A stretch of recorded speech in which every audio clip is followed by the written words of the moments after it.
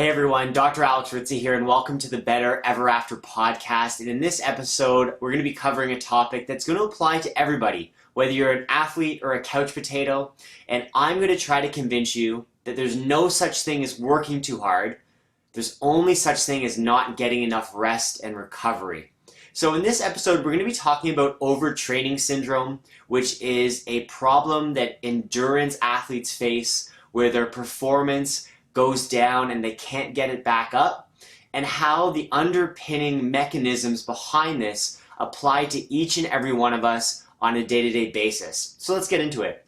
So in order for us to get bigger and faster and stronger when we're training ourselves, we have to apply more stress physically to the body than it's capable of handling.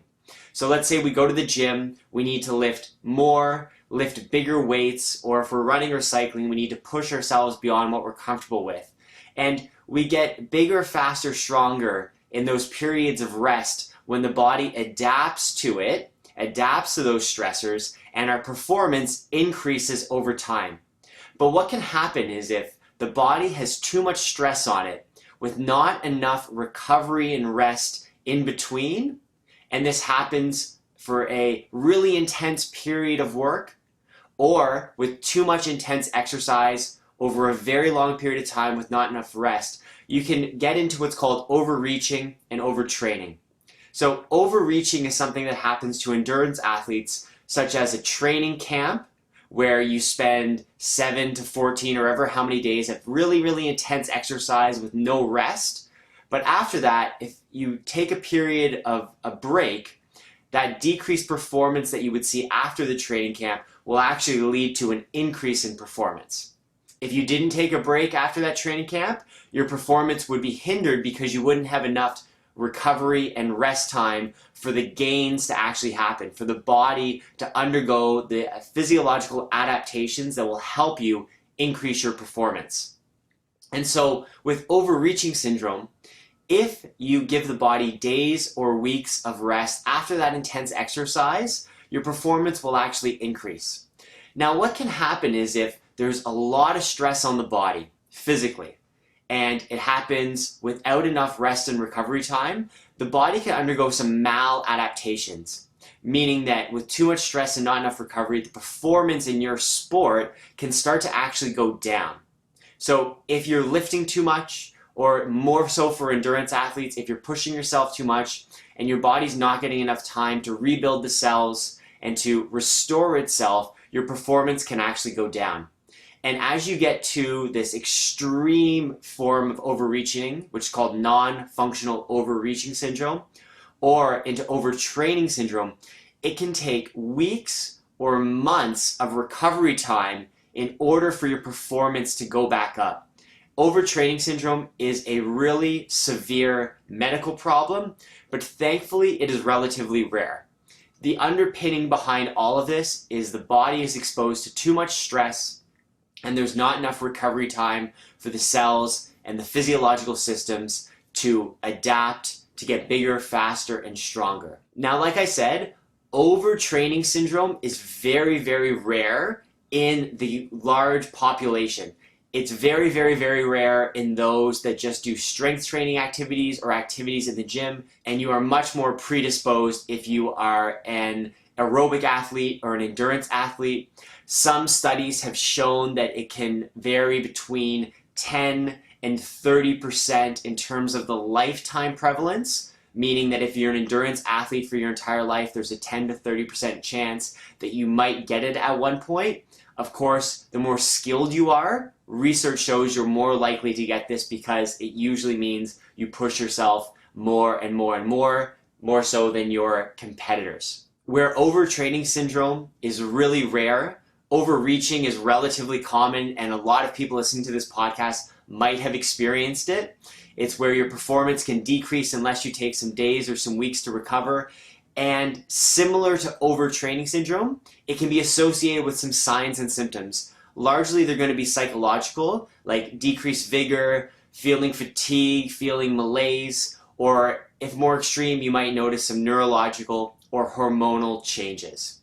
So Thankfully, most of us are never going to have to deal with these two conditions, especially if you're working with a coach or a trainer. Because if you work with a coach or a trainer that's worth any of their weight in gold, they will make sure that you have rest and recovery weeks so you don't push yourself too hard. So while this topic is really specific and is not going to apply to most of us in our lifetime, the importance of it is as applications to all of us on our daily life. Because if there's one thing that I notice in chiropractic practice is that people don't put enough respect towards recovery and rest.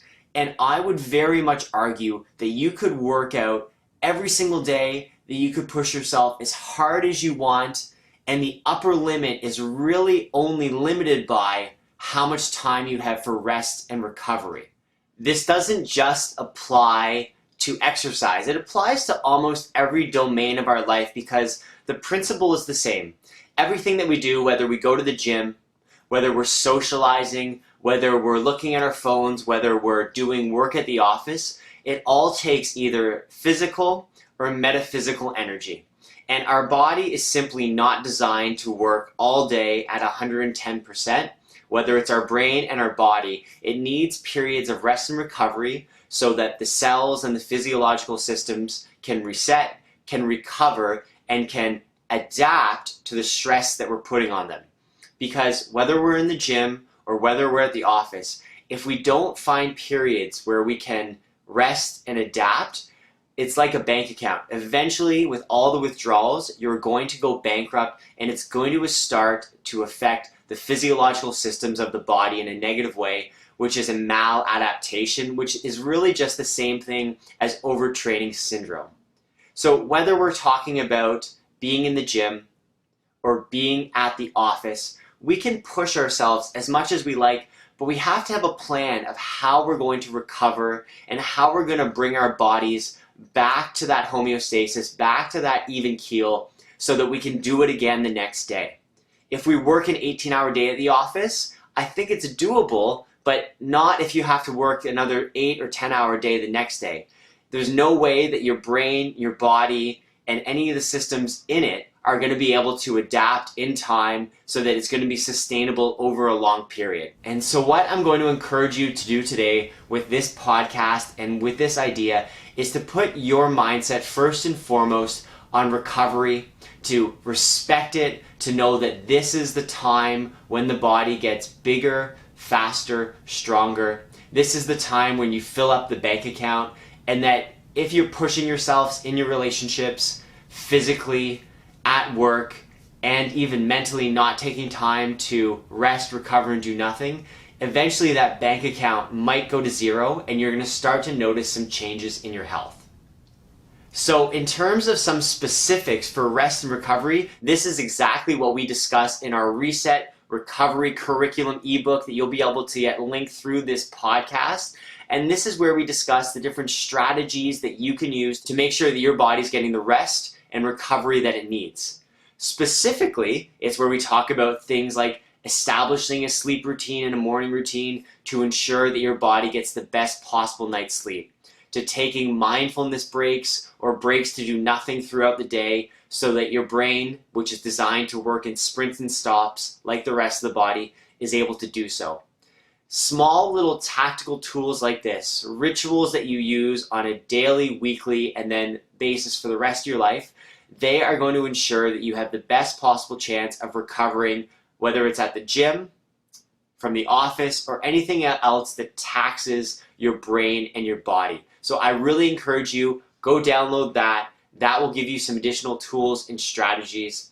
And specifically, if it comes to working out, making sure that you're working with a professional or you have a professional level plan that accommodates for all the stressors that the body is facing.